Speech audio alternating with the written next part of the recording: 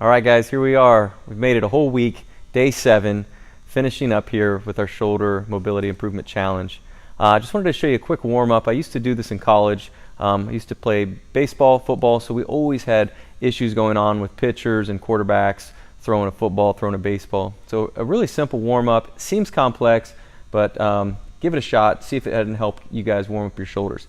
So you're going to take a plate, hold it in your palm, and I'm going to open up my shoulder, rotate back underneath, lock out, press it up, and rotate through at the top, and then I'm going to reverse pattern back down through it. So it's kind of simple. It seems a little tricky, but you'll find as you practice this over and over again that you can start moving pretty quick. And it's a really neat way to help open up and just get some blood moving through the shoulder.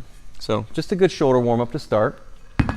Then I want to make sure you guys, as we talked about when we started this whole thing off, was the issue sometimes with tightness in the forearms. So we need to make sure that throughout this week, even though we didn't mention it in all the other sessions, that we are focusing on stretching out your fingers, stretching out your forearms, and always making sure that we're not tight and stiff down through our forearms, because that's going to limit some of that extension ability in the wrists. Next, we're going to finish up here with, guys, is some front rack mobility. I know for me, just as I started off, that I've always had problems with my overhead squat, but I've been able to make small improvements over the years. Same is true with the barbell front rack.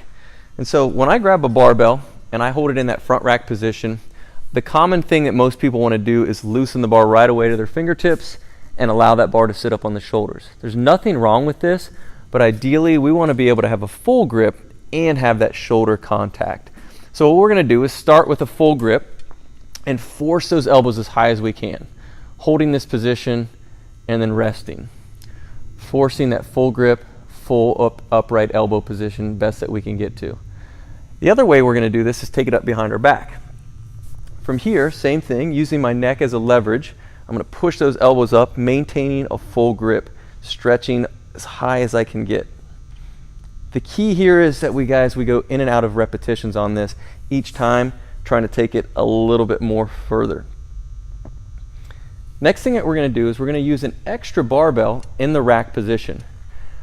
When stepping up to the bar, I'm going to maintain a full grip, pushing my elbows forward, then I'm going to set my elbows right on top. Now as I sink down, I'm going to feel an intense stretch in the rear part of my shoulder, as well as my wrist and in my elbows. By doing this, I'm getting a combination of a prayer stretch, as well as wrist, as well as an improved front rack. Another good drill that I like to do when focusing on my front rack is just some small elbow circles. So I'm going to drive my elbow up, push my elbow out and back, and repeat that. Because what we want to notice is when people have tight mobility in the front rack, the elbows tend to go up and in. But perfect or ideal front rack positioning, the elbows are going to be more high and out.